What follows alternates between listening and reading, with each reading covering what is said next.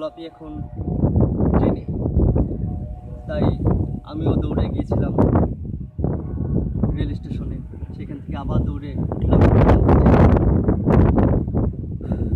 খুঁজলাম পাগলের মতো, কোথাও নেই। পরে কে জানি আবার বললো যে গোলাপি আগের স্টেশনেই নেমে গেছে। তারপর আমিও চলন্ত ট্রেন থেকেই নেমে পড়লাম একদম পাগলের মতো। কি অবস্থা যে আমার! কিন্তু চরম একটা জোকস, আমি বিনিময়ে পেলাম ধাক্কা। সেই ধাক্কা নিয়ে গেল আমাকে ঢাকা মেডিকেল। সেই ঢাকা মেডিকেলে প্রতিদিনের মতো খবরের কাগজ পড়তাম। সেদিন লেখাগুলো ছিল সেই আগের মতোই সাধারণ, কিন্তু আমার কাছে দেখে আমি বিশ্বাস করতে পারতেছিলাম না যে এটা কিভাবে সম্ভব।